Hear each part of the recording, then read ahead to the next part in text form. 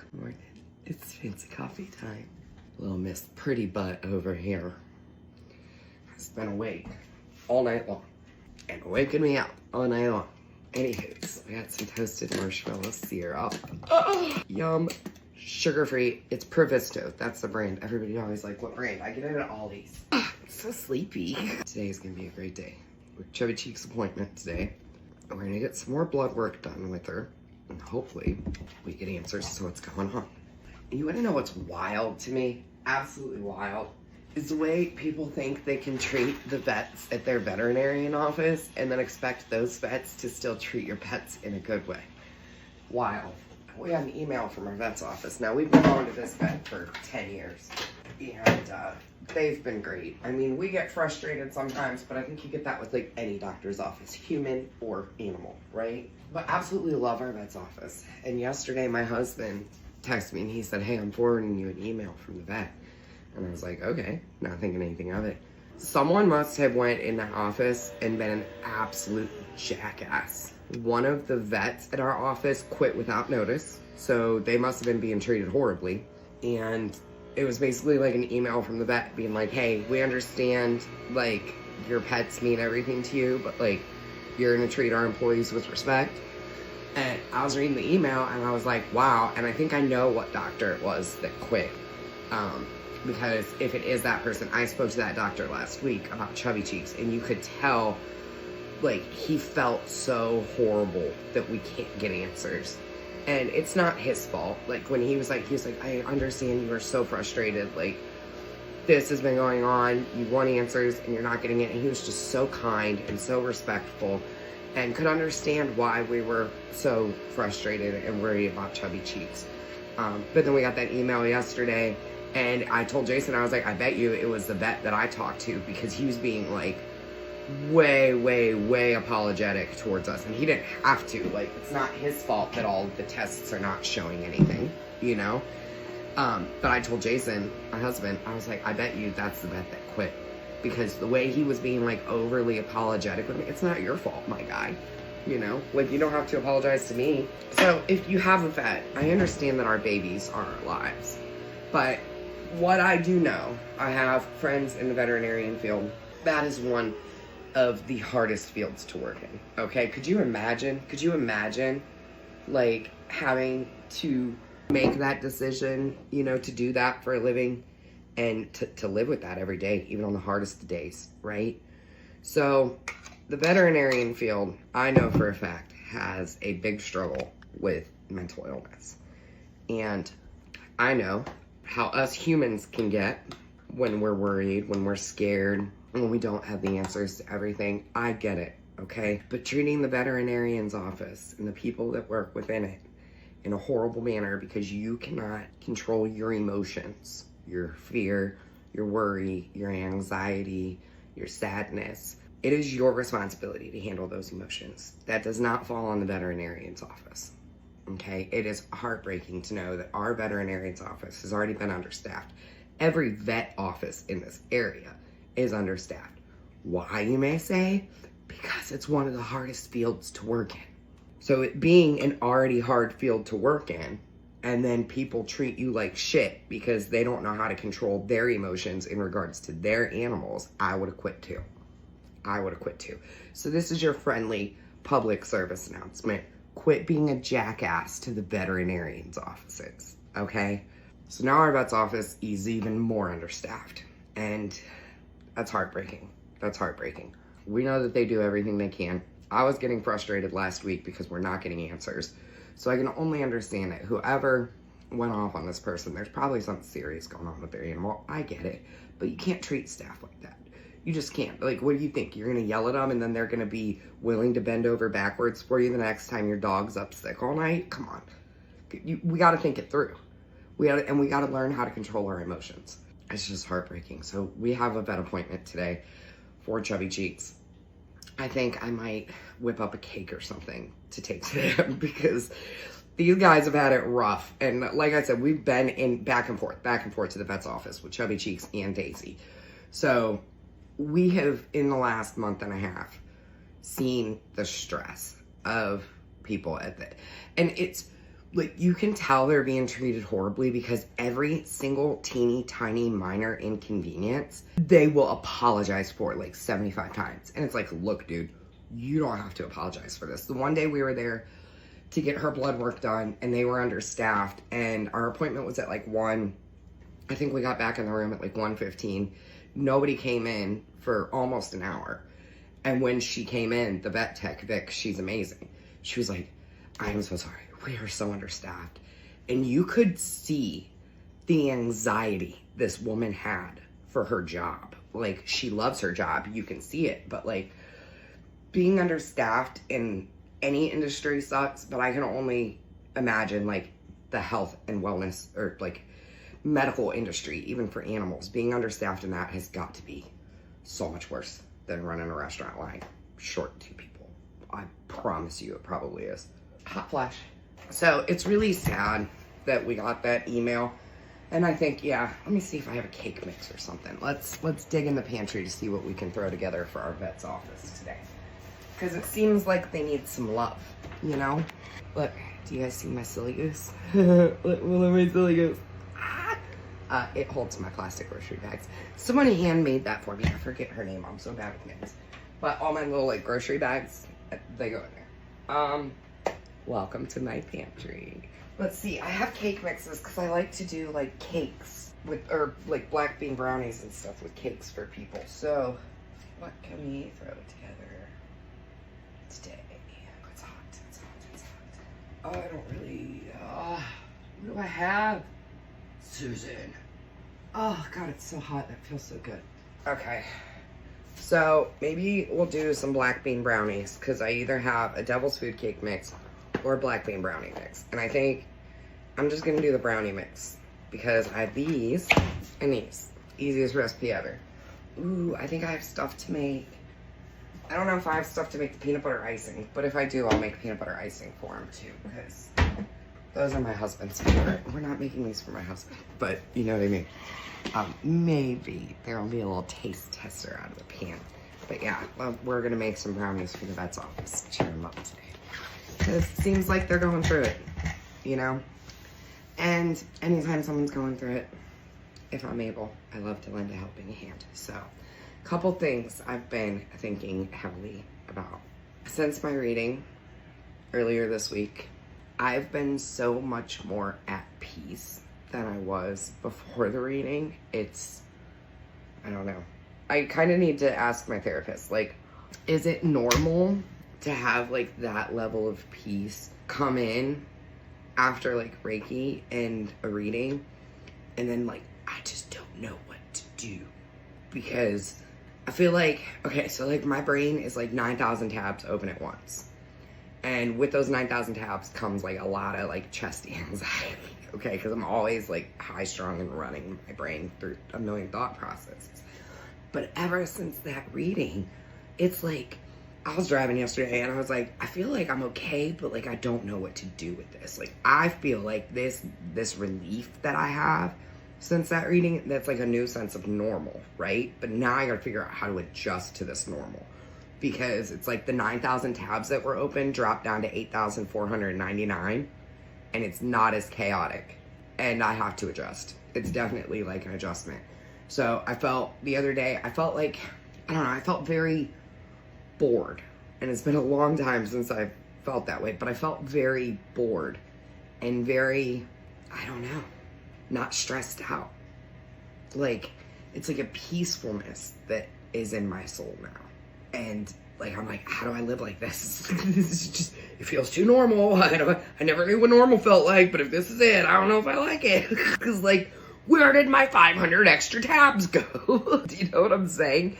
It's so, and I'm struggling with it. Like, it's a good, positive thing, but I'm really struggling with it because the release of guilt and shame that I held on to, especially in terms of my ex-husband's passing. I had nothing to do with it, but for years, and my husband even attests to this, when I walked out of that marriage, I knew how his life would come to an end.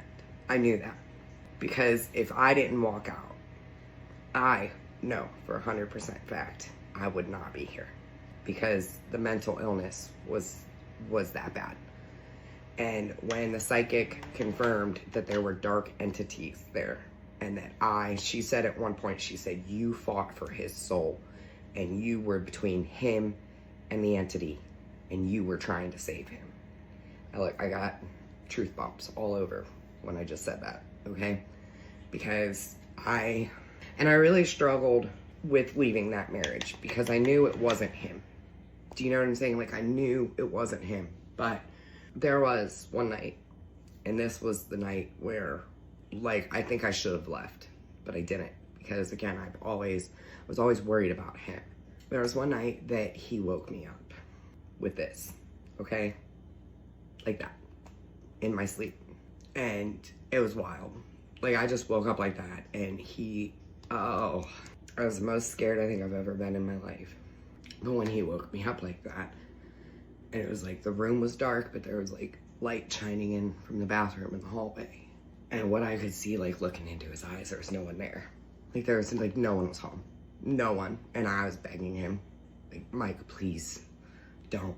Like, I'm right here. This is me. This is Desiree. Like, don't do this. And I stayed. And I stayed because I knew exactly what would happen when I left. I didn't know how much time would be in between, but I knew if I was not there, what would happen. So I left, and it got worse. The mental illness got worse. He was now alone 24 hours a day. I went on living my life, and I just tried to be a good friend to him. When I got married the second time, Mike was heartbroken. Oh, God. We had this thing the day that we got divorced, where we made a promise that in 10 years, if we were both still single, we would find our way back to each other. Him and I said that. Well, that didn't happen because I got married a second time to a cheating piece of shit. Okay, that man needs more therapy than I could ever afford. My second ex-husband. But when I got married the second time, Mike was like, I don't think we'll find our way back. And I was, obviously freshly married. I was like, yeah, no, but like, you deserve to be happy. And then my second marriage came to an end. And when that second marriage came to an end, I think part of Mike thought that I was coming back, but instead I was like, fuck it, let's move to PA. And I moved further away. I think part of him felt abandoned by me because I was the only person that understood I lived with it. He hid so much from his family that when our divorce started happening because of being woke up in the middle of the night, like things like this man never hurt me. Like, you have to understand, that's why I knew it was bad, because he was never that person. He protected me with everything in him. And so when these things started to happen, I knew. I grew up with an uncle who was schizophrenic, okay? I knew this was mental illness. And I didn't want to leave. I tried, I fought. Anyways, this is heavy. I left. And I'll never forget, my current husband and I, we had just started dating. And we hadn't been together that long, but we're going through everything, like dating and history and whatnot. And it was the very beginning of our relationship. And I was telling him about Mike, because that was, any relationship I walked into, Mike was a non-negotiable. He was always going to be a part of our lives. He was always going to be a part of my kids' lives. That was a conversation in the beginning of every relationship, was I am very close with my ex-husband. He will be in my kids' lives. My second ex-husband used to accuse me of, like, when we would go visit Mike, he would throw accusations out there, and it's like, I don't need a man to do that. Like, I left that marriage. I don't want that marriage. But I need you to be okay with this man being in mine and my children's lives, because he means a lot to us. Current husband, never stopped anything. Hell, I mean, we'd be driving somewhere and Mike would text me and my husband would text him back for me. My current husband was always very respectful of it. But when we first started dating, I told my husband, now, my biggest fear in the world was how his life would ultimately come to an end. And so for years, I worried. Well, I got a call in the middle of the night one night from Mike, and he had just got back from putting our dog Buddy down. And I woke my husband up, and I could not, I just couldn't sleep. That was, I knew it then. And I was just like, I can't sleep. I'm so worried. Like, this is it. This is it. It's going to happen tonight. And I was freaking out. I was hysterical. It didn't happen. Okay. So then I was like, okay, he's going to get through it. Like, I'm going to be here for him. Anytime he calls, I'm going to answer. Everything's going to be okay. Well, then, like, the hallucinations started. The self-injurious behavior started. A lot of things started that were so unhealthy and so not good that my husband was like, you are not going anywhere near him. And I always held guilt, you know, for that, because we had plans and I canceled them. And after I canceled those plans, I started getting some text messages that, again, I knew he was not in a good place. And I think if I didn't understand, even at a young age, what psychosis was, I think maybe I would have left sooner. But you know, it's crazy because, like, that type of chaos and survival that I went through with him was normal to me. So that's why, like, when I say I lived in fight or flight, I did. Because, like, even though I knew things were gonna end really, really bad if I didn't leave, and it wasn't, because he loved me, and that's the hardest. That's the hardest part. The hardest part is knowing that, still to this day, 14 years later, I still, like, from that reading, I know that me leaving saved my life, right? Because he came through and he finally apologized for everything. But I don't know if it's almost like a form of, like, survivor's guilt, because I know if I didn't leave, I would have ended up like that. And it wasn't because he didn't love me. I know that because that man loved me. I know. But that night our dog passed away. I felt it was going to be that night, and my husband knew. Like, my biggest fear was always that that's how Mike would leave this world. And when I finally found out that's what happened, the first thing I thought was, thank God I left. Thank God I left. And it's hard to know how bad things got, and I wasn't there. But I also know there was only, do you guys hear all that ringing?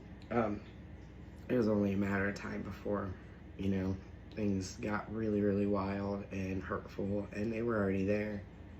But now I have, like, this relief from that, you know, from that reading with him. And it's like, I don't know how to feel. It just doesn't feel normal. It's almost like I created this realm of pain, like emotional pain. And I lived in that realm for so long. And now I'm starting to, like, close that out. Like, I don't want to live there anymore. And that reading really helped me, but I feel like it's got me in this really weird spot where I don't know how the fuck to feel. Does that make sense? And I think that's part of, like, the processing. I miss him so much. And now I know I can, like, talk to him, and he's here. He's one of my spirit angels. But it's hard because now I have, like, that guilt removed, and I don't know how to feel about it. Because it's almost like, because I kept saying to people, like, when I was trying to leave that situation, I'll never forget, I went over to my dad's, and he didn't want me to divorce Mike. He loved my ex-husband, and I went over, and I told my dad everything.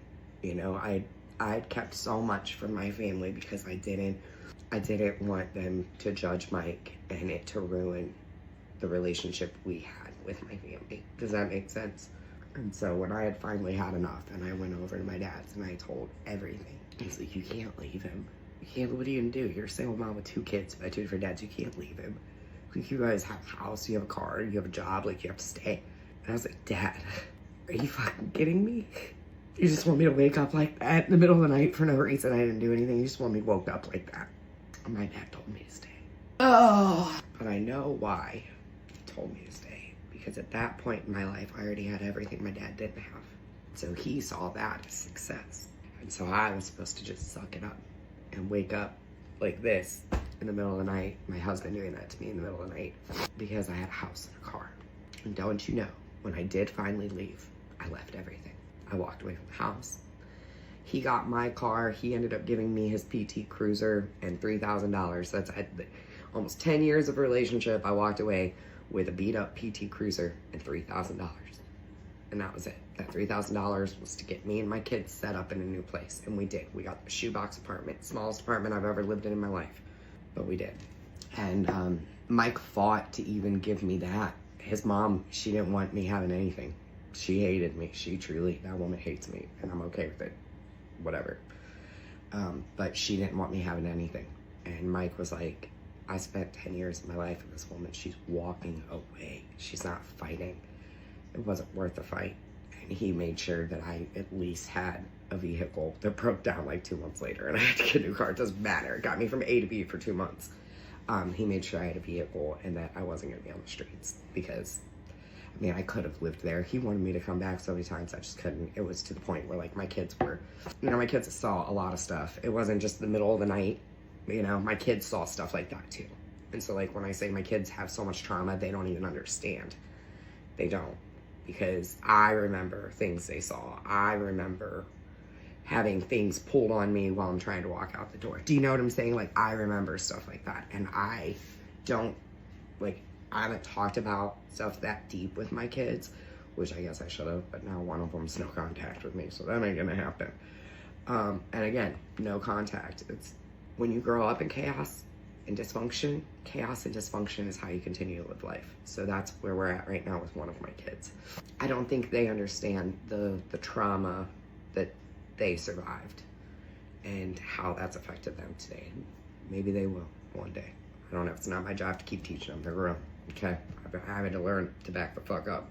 So I don't know. Wow, this video got so deep and I didn't plan on it getting there, but it's just been like this relief, but it's driving me crazy because I don't know how to feel. Like, I just don't know how to feel. Like, I still have all these feelings, but it's not guilt and shame anymore. It's, I don't know, mourning maybe. Maybe I'm finally able to, like, grieve him. I don't know. Yeah, it's mourning. I just got truth bumps. That's what it is. Now I can finally grieve him. So it was a relief to get the confirmation that leaving was the right thing to do. And that I wasn't being dramatic in my head. Because there were a couple times where things got pretty crazy and chaotic and violent, and I would try to talk to people about it. And because I had painted Mike in such a beautiful light, nobody believed me. Because I didn't want to talk about what I was going through. I didn't want anybody to judge me. I was young, and I cared so fucking much about what people thought of me. So I suffered in silence. And he was an amazing man. And that's why I say it breaks my heart when people are judged off of who they are during mental illness, because that was never him. That was, in almost 10 years together, it was never him. So I got heavy. Things I'm grateful for. Emotions, and especially being able to feel and process them. It's taken me a long time to get here, but we're here. Second thing I'm grateful for are all the veterinarians in the world. We're gonna make ours some black bean brownies today and spoil them with a little bit of love because they deserve it. And the third thing that I'm grateful for is my bravery to heal, because getting on here, standing in my kitchen crying by myself and doing it for the whole world is not easy, but I keep showing up. And the further I get on this journey, I'm going to have to get used to feeling different and finding a new normal, but there's really no such thing as normal. Everything's dysfunction in some sort. And so yeah, I'm grateful. I'm going to be very kind to myself today in my head because I deserve it. That's why. No real reason, just because I deserve it. So there's that. I hope you have a wonderful day today. And I hope that you feel loved and you feel safe. And if you don't, you start making decisions that will lead you to that destination of feeling loved and safe, because you deserve it. Okay? I promise. I'm gonna go now. I'm gonna go write about Mike, because my heart misses that man. And one more extra thing to be grateful for is my husband now, because there are not very many men in this world who are going to be okay with a woman staying in touch with her ex-husband so that her 2 kids, who he is not the father of, can have a relationship with him. My husband was always so supportive of it. And even when ultimately everything happened, my husband came home and wrapped me in his arms and let me cry for hours about a man I loved that wasn't him. I don't think I could find anybody better for me, you know? And then after that, I knew he was the one for me because he never got jealous. He never threw it in my face. He just supported our friendship. And that's a lot for any man to do, you know? Or any woman if it was a stepmom. So, I'm just grateful. My path led me to where I am right now. And I have to appreciate that. So I will. But I'm gonna go finish the rest of my coffee and do some journaling. I hope you have an amazing day. And happy Friday. I love you. Bye.